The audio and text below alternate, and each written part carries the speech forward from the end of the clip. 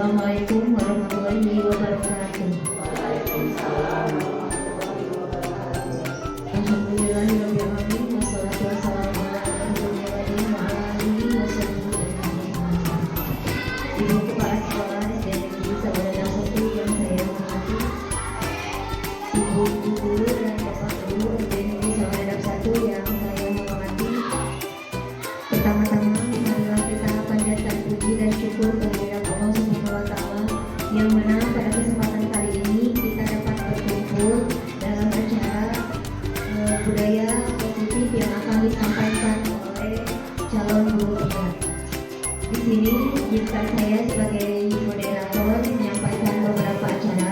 Yang pertama acara pembukaan, yang kedua pembacaan doa, yang ketiga penyanyian lagu Indonesia Raya, yang keempat sambutan dari Ibu Kepala Sekolah SD Negeri Sawanadap 1, yang kelima materi budaya positif yang akan disampaikan oleh calon guru besar.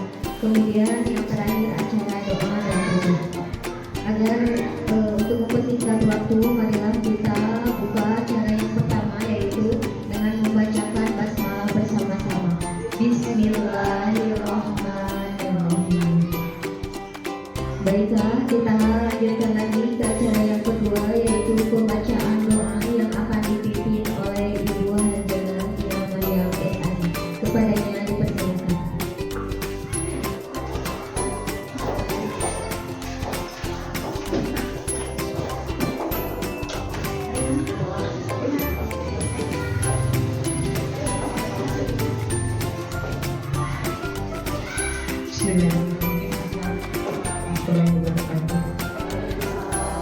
Marilah kita buka acara dengan membaca doa. Tadi sudah dibuka. Mudah-mudahan acara ini dilancarkan segala rupanya dan semoga kita diberi doa. Bismillahirrahmanirrahim. Mustafa Rasulullah sallallahu alaihi wasallam Al-Fatihah. A'udzubillahi minasyaitonir rajim. Bismillahirrahmanirrahim. Alhamdulillahirrahmanirrahim. Maliki yaumiddin. Iyyaka na'budu wa iyyaka nasta'in. Shiratal mustaqim. Shiratal ladzina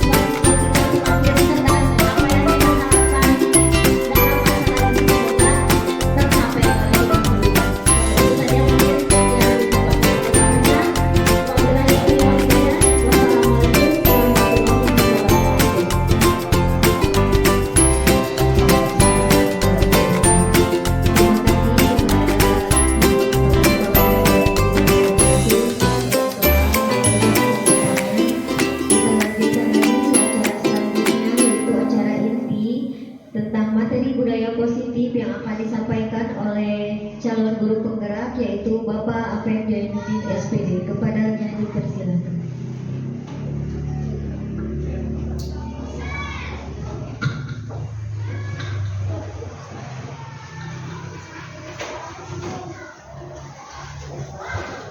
Assalamualaikum warahmatullahi wabarakatuh. Bapak, Ibu guru sekalian, guru-guru hebat. Di sini saya akan menyampaikan tentang materi diseminasi modul budaya positif yang nanti kita akan bahas dan lihat dengan materi yang nanti akan disampaikan. Masih semangat ibu-ibu? Semangat. Dimensi modul 1.4 budaya positif dalam guru penggerak, yaitu materi yang akan disampaikan yaitu budaya positif program pendidikan guru penggerak angkatan 9. Nah, topik kita hari ini ada 6 topik. Yang pertama, perubahan paradigma, disiplin positif dan nilai-nilai kebajikan universal. Yang kedua, ada teori motivasi hukuman dan penghargaan. Yang ketiga, kebutuhan dasar manusia. Yang keempat, keyakinan kelas. Yang kelima, restitusi 5 posisi kontrol. Dan yang keenam, resigi 3, restitusi.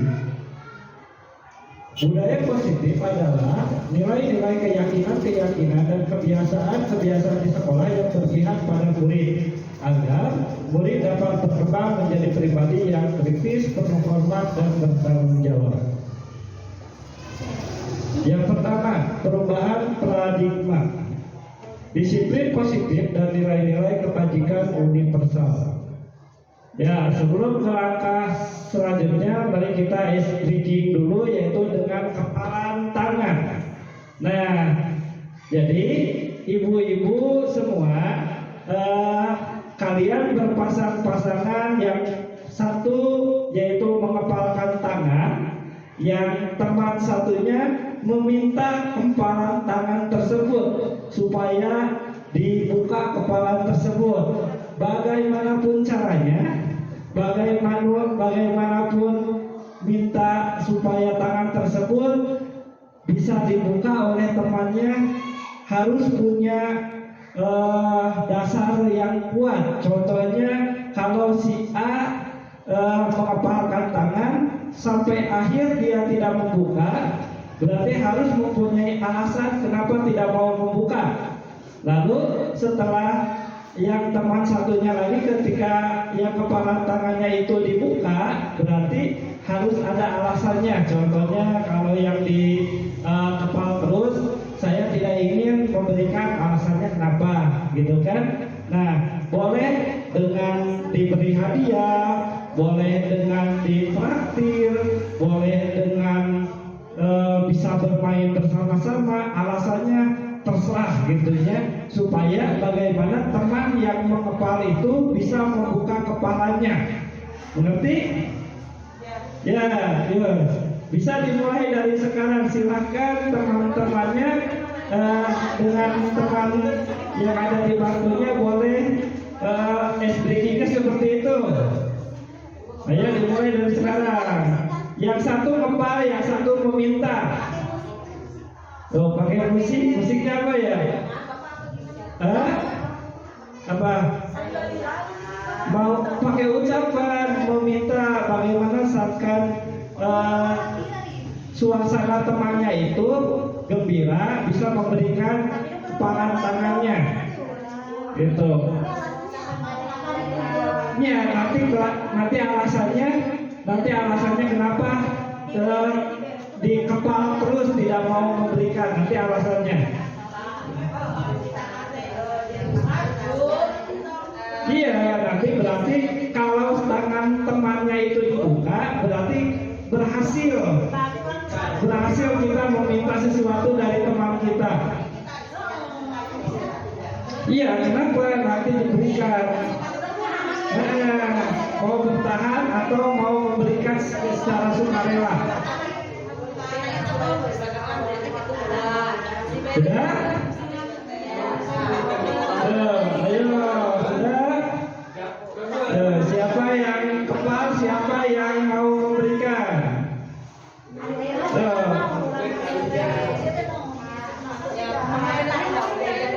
Iya, terserah alasannya mau apa. Pokoknya si kepalanya itu terbuka.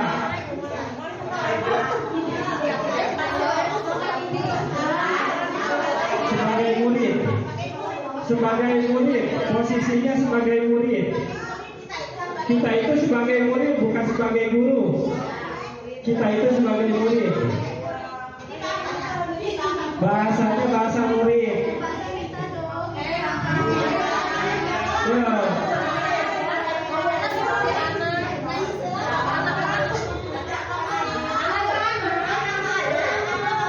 Iya, anak,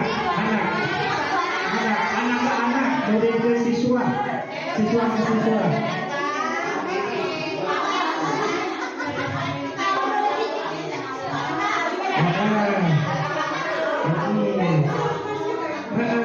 Supaya dikasih gitu.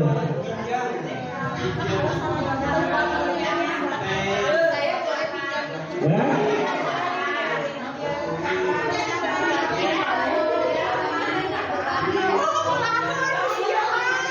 Sudah. Ya. Ibu Fitri. Ya, Bu Fitri sebagai apa, Bu Fitri?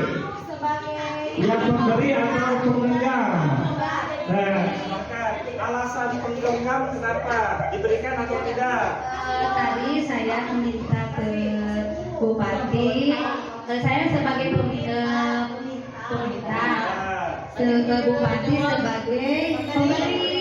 Nah, tadi Bupati itu alhamdulillah memberi.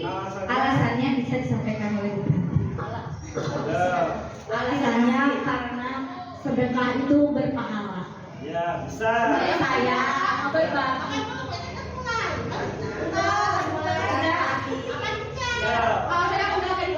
Ya, jadi alasannya saya mah dikasih sambung. Sekarang Bu Meli sama Bu Kopi alasannya kenapa? Tadi saya sebagai apa? Penggenggam atau meminta. Tadi meminta kepada Bu Kopi, tapi tidak dikasih. Nah, belum tahu alasannya kenapa. Alasannya kenapa tidak diberikan?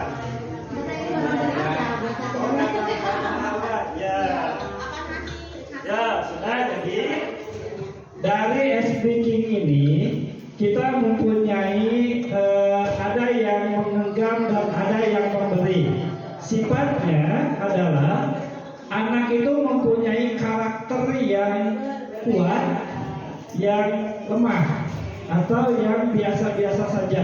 Ketika kita memberikan atau meminta sesuatu dari seseorang, apakah barang kita itu diberikan secara mudah atau secara kuat, gitu kan? Nah, cerita dari speaking tadi adalah kita melihat karakter anak.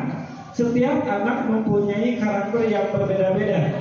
Baik itu ada yang bisa diatur, tidak bisa diatur, ataupun bisa bicara dan tidak bisa diajak bicara. Karakter tersebut itu kita bisa rubah atau kita tidak bisa rubah dengan apa? Tadi dari permintaan kita, dari mulai bahasa secara halus, bahasa yang tegas, bagaimana anak tersebut bisa merubah ataupun sikap yang asalnya keras kepal, ketika kita bicara secara lembut, secara baik, maka kepalan tersebut bisa menjadi lunak, bisa memberikan. Nah, sama seperti kita, anak tersebut karakternya kuat, ketika karakternya tersebut bisa kita ikuti dengan baik, maka karakter tersebut bisa kita rubah sedikit-sedikit. Mungkin itu breaking dari materi kita. Kita lanjut ke materi yang berikutnya. Nah, perubahan paradigma teori kontrol, psikiater dan pendidik Dr. Wiranga dalam kontrol yang kemudian hari berkembang dan dinamakan kontrol teori menuliskan beberapa.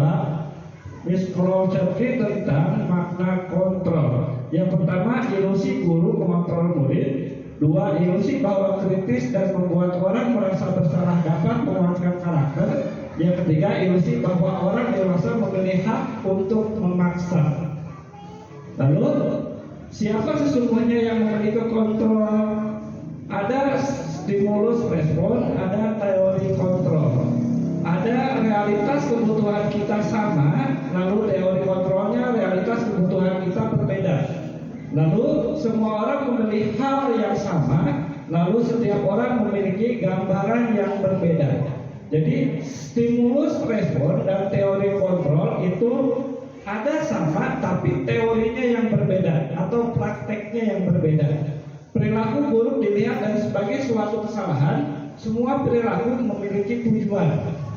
Jadi bagaimana cara kita memandang posisi teori tersebut atau respon kita terhadap para peserta. Apakah makna disiplin? Di sekolah kita selalu melaksanakan kedisiplinan kepada para peserta didik kita, kepada anak didik kita. Berasal dari bahasa Latin, disiplin artinya belajar. Makna asal dari kata ini berkonsentrasi dengan disiplin dari murid-murid Socrates dan Plato. Disiplin dari membuat orang menggali potensinya menuju sebuah tujuan apa yang dia hargai. Namun dalam budaya kita, makna kata disiplin telah berubah menjadi sesuatu yang dilakukan seseorang pada orang lain untuk mendapatkan kepatuhan. Kecenderungan umum adalah menghubungkan kata disiplin dengan ketidaknyamanan, bukan dengan apa yang kita hargai atau pencapaian sesuatu tujuan mulia. Jadi kita selalu membuat perencanaan atau membuat aturan agar anak-anak kita itu disiplin. Anak-anak kita itu mengikuti aturan. Makna disiplin positif yang dikemukakan oleh Ki Hajar Dewantara maupun Der Dosen, maka kedua para pendidikan mengartikan disiplin sebagai bentuk kontrol diri, yaitu belajar untuk kontrol diri agar dapat mencapai sesuatu tujuan mulia. Tujuan mulia di sini mengacu pada nilai-nilai atau prinsip mulia yang dianut seseorang. Kita namakan nilai-nilai tersebut sebagai nilai-nilai kebajikan virtual yang universal. Apa saja nilai kebajikan universal? Jika kita mengacu pada profil pelajar Pancasila, pelajar Indonesia merupakan pelajar sepanjang hayat yang memiliki kompetensi global dan berperilaku sesuai nilai-nilai Pancasila. Pelajar yang memiliki profil yang demikian itu adalah pelajar yang terbangun untuk 6 dimensi. Pembentuknya terdiri atas yang pertama, beriman bertakwa kepada Tuhan Yang Maha Esa dan berharap mulia. Kedua, mandiri. 3, bergotong royong. 4, berkebinekaan global. 5, bernalar kritis. Dan 6, kreatif. Lalu teori yang kedua, teori motivasi, hukuman, dan penghargaan. Teori motivasi berlaku manusia. 1, menghindari ketidaknyamanan hukuman. Apa yang akan terjadi apabila saya tidak melakukannya, yaitu motivasi eksternal. Lalu kedua, untuk mendapatkan imbalan dari orang lain, institusi, apa yang akan saya dapat apabila saya melakukannya, motivasi eksternal. Untuk menghargai diri sendiri, saya akan menjadi orang seperti apa bila saya melakukannya, motivasi internal, tujuan disiplin dan positif. Nah, terkadang kita selalu memberikan reward kepada para peserta didik. Kalau dalam studi ini pemberian reward itu tidak baik. Kenapa tidak baik? Karena siswa yang selalu ingin diberikan reward itu jadi ingin mendapatkan sebuah hadiah, bukan menjadi nilai yang baik. Jadi tujuannya nanti ke depannya ketika kita memberikan reward itu, yaitu selalu ingin tujuannya mendapatkan hadiah yang akan kita berikan kepada siswa. Memang baik hal seperti itu, memang baik, tapi seharusnya itu digunakan tidak berulang-ulang, hanya beberapa kali saja. Lalu merdeka menurut Ki Hajar Dewantara, merdeka itu artinya tidak hanya terlepas dari perintah, akan tetapi juga cakap buat memerintah diri sendiri. Lalu kebutuhan dasar manusia. Kebutuhan dasar manusia yaitu ada belonging, power, fun, freedom. Seluruh tindakan manusia memiliki tujuan tertentu. Semua yang kita lakukan adalah usaha terbaik kita untuk mendapatkan apa yang kita inginkan. Ketika kita mendapatkan apa yang kita inginkan, sebetulnya saat itu sedang memenuhi satu sama lain lebih dari satu kebutuhan dasar kita. Nah, di sini ada studi kasus. Studi kasusnya yaitu Ibu Ambar, guru wali kelas 2A di SD Pelita Hati, sedang bingung menghadapi ulah salah satu murid di kelasnya, yaitu Doni. Beberapa anak di kelas 2A telah datang padanya untuk mengeluhkan Doni yang sering meminta bekal makan siang mereka dengan paksa. Jika Anda menghadapi suatu seperti itu, apa yang akan Anda lakukan? Menurut Anda kira-kira alasan Doni melakukan hal itu seperti apa? Nah, di sini ada dalam kasus Doni di atas, sampai jawaban Doni ketika ditanya Ibu Ambar adalah karena ia lapar dan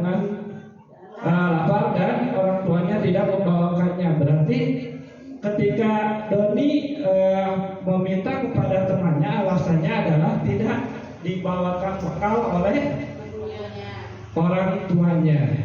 Dalam kasus di atas, apabila Doni menjawab bahwa alasannya mengambil bekal temannya karena dia merasa senang, temannya jadi memperhatikan dia. Lalu yang kedua, Doni itu ingin mendapatkan perhatian dari teman-temannya, yaitu dengan cara mengambil makanan orang lain. Lalu yang ketiga, dalam kasus di atas, apabila jawaban Doni adalah dia merasa hebat karena temannya jadi takut dengan dia, di sini, jadi Doni merasa hebat, dia lebih hebat dibanding atau lebih berani dibanding dengan teman-teman yang lain. Nah, keyakinan kelas.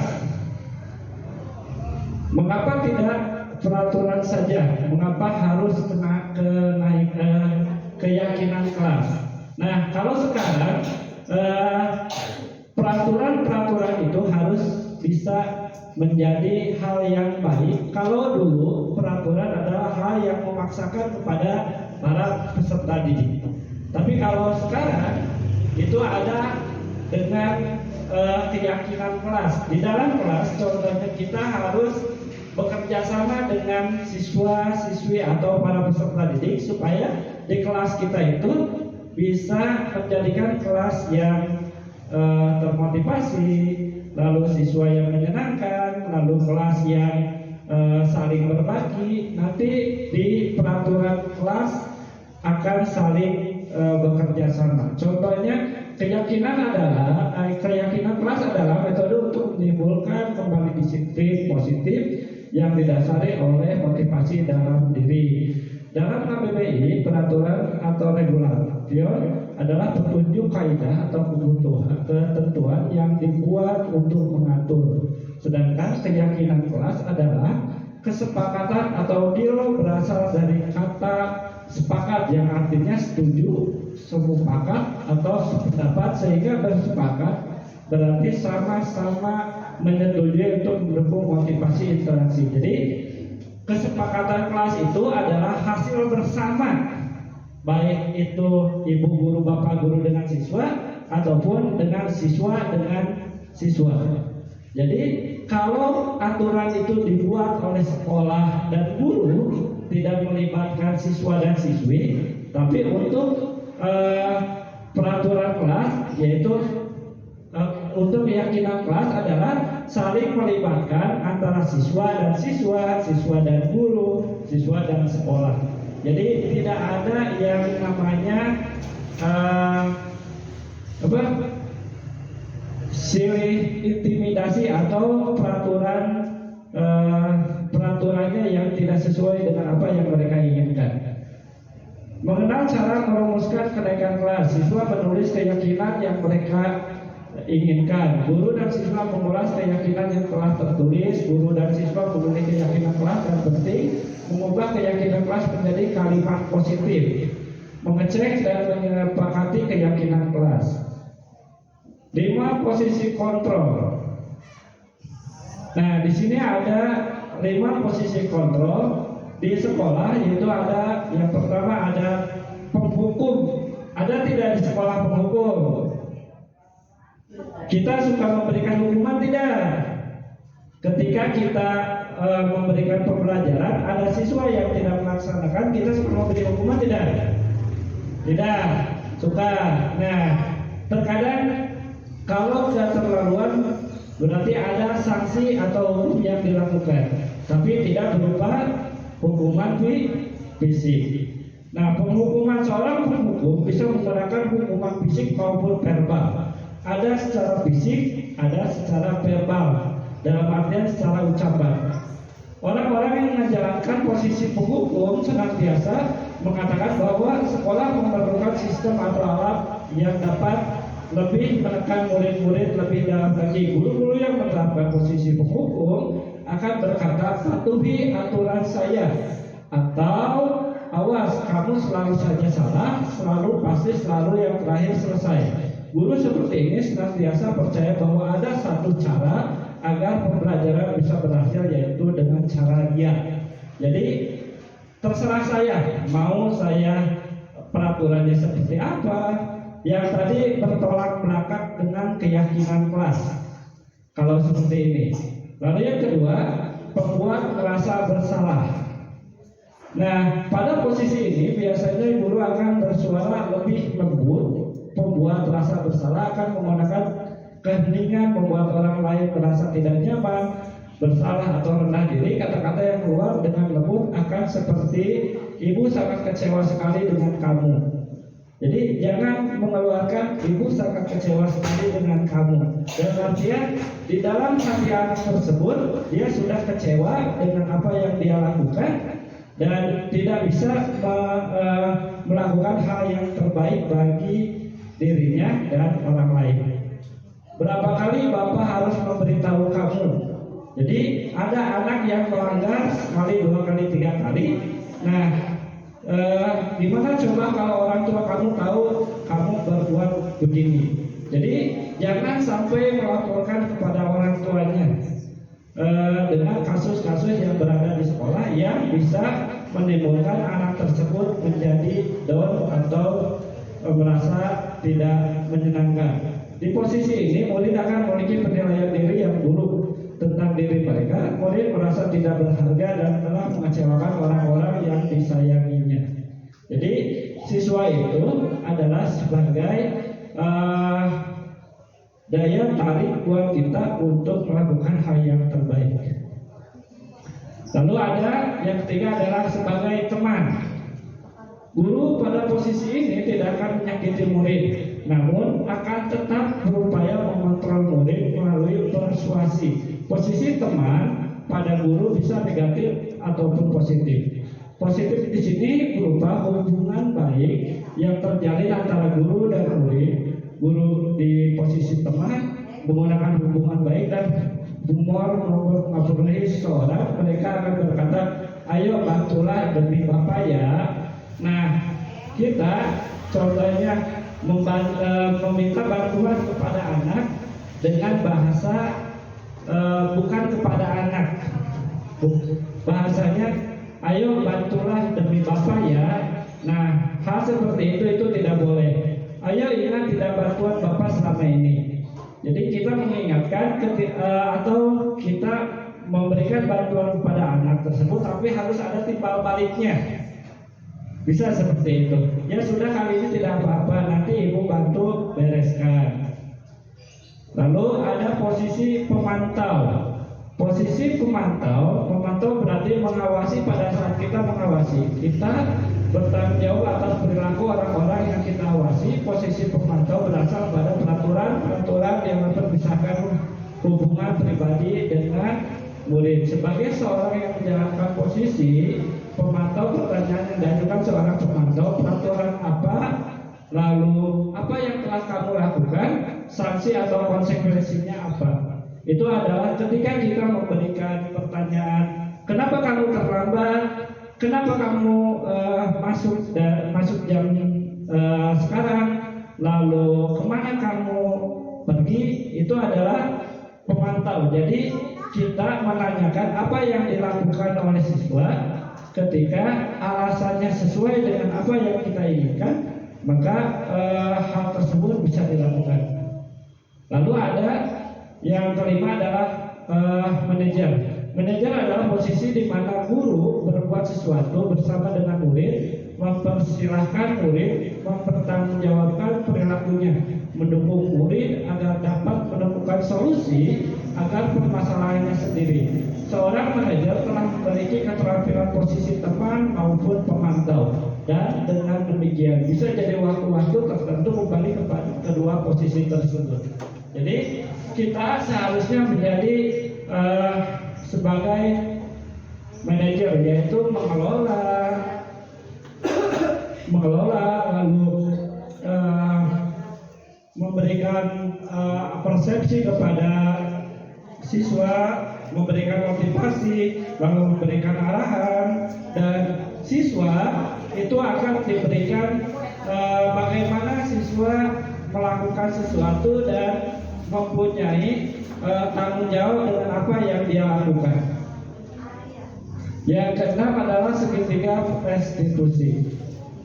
Segitiga restitusi adalah proses menciptakan kondisi bagi murid untuk memperbaiki kesalahan mereka sehingga mereka bisa kembali pada kelompok mereka dengan karakter lebih kuat. Segitiga restitusi membantu murid menjadi lebih memiliki tujuan, disiplin, positif, dan memulihkan dirinya.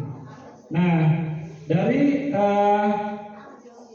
tiga segitiga restitusi ini, ada yang pertama menstabilkan identitas, stabilizer identity, yang kedua validasi tindakan yang salah, dan yang ketiga menyenangkan keyakinan, menanyakan keyakinan. Lalu yang kedua menstabilkan identitas. Bagian dasar dari segitiga berjuang untuk mengubah identitas anak dari orang yang gagal karena melakukan kesalahan menjadi orang yang sukses. Nah, ini adalah ketika kita anak tersebut merasa gagal, kita harus memberikan motivasi sebanyak-banyaknya agar kesalahan tersebut bisa menjadi hal yang baik dan sukses bagi anak tersebut. Anak melanggar peraturan karena sedang mencari perhatian adalah anak yang sedang mengalami kegagalan. Jadi ketika anak melakukan kesalahan, jangan dianggap itu salah, tapi kita harus meluruskannya. Lalu setiap orang pernah memiliki kesalahan. Pasti setiap orang pasti mempunyai kesalahan. Berarti kesalahan tersebut harus kita perbaiki, baik itu secara langsung ataupun secara tidak langsung. Kamu bukan satu-satunya yang memiliki kesalahan ini. Benar atau tidak? Di sini kamu bukan satu-satunya yang memiliki kesalahan ini. Benar, karena setiap orang tidak mempunyai kesalahan satu, pasti lebih dari satu. Nah, pembuat salah itu tidak apa-apa. Apakah membuat kesalahan itu tidak apa-apa? Tidak apa-apa. Selama apa? Selama perbuatannya itu bisa diperbaiki. Tidak ada manusia yang sempurna. Betul atau tidak? Betul, karena manusia itu pasti mempunyai kesalahan yang perlu diperbaiki. Saya juga pernah melakukan kesalahan seperti itu. Kita bisa menyelesaikan. Nah, setiap permasalahan pasti ada solusinya. Lalu validasi tindakan yang salah. Setiap tindakan kita dilakukan dengan suatu tujuan, yaitu memenuhi kebutuhan dasar. Kalau kita memahami kebutuhan dasar yang mendasari sebuah tindakan, kita akan bisa menemukan cara paling efektif. Di sini kamu punya alasan mengapa melakukan itu. Adakah cara efektif untuk mendapatkan apa yang kamu butuhkan? Ketika kita menginginkan sesuatu, pasti ada caranya. Tergantung bagaimana kita menyikapi cara tersebut. Yang kedua, padahal kamu bisa melakukan yang lebih buruk dari ini. Jadi bisa lebih baik ataupun bisa lebih buruk. Kamu pasti punya alasan mengapa melakukan hal ini. Ada enggak? Maksudnya tidak.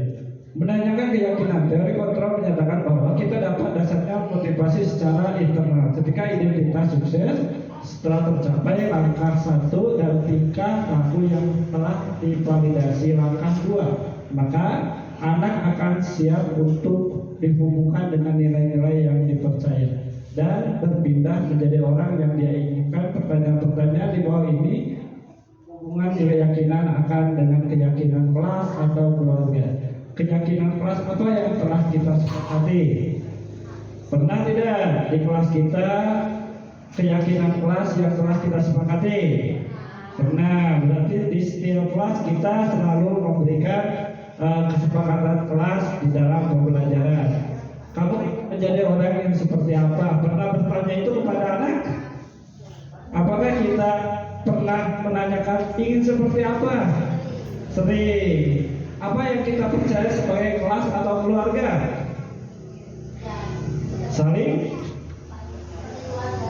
Saling bekerja sama, saling berdiskusi, saling menghargai. Apa nilai-nilai umum yang kita telah sepakati? Nilai umumnya adalah saling menghormati.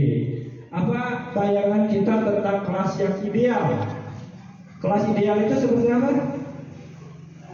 Menurut Bapak Ibu, ideal itu adalah saling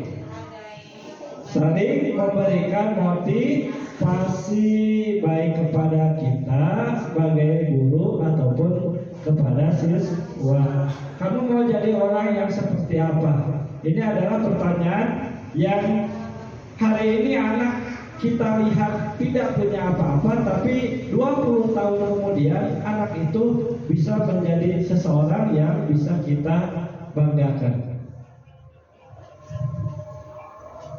Segitiga diskusi, melalui pendekatan diskusi itu kita murid membuat salah posisi guru sebagai manajerial, dan guru akan menanggapi dengan mengajak murid berefleksi tentang apa yang dapat mereka lakukan untuk memperbaiki kesalahan mereka sehingga mereka menjadi pribadi yang lebih baik.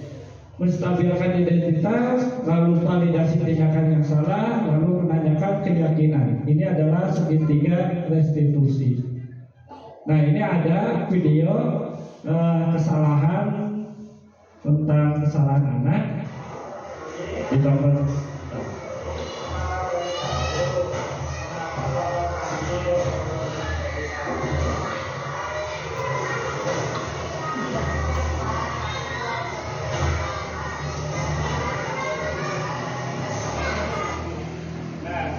Dari kasus ini tidak mengerjakan tugas.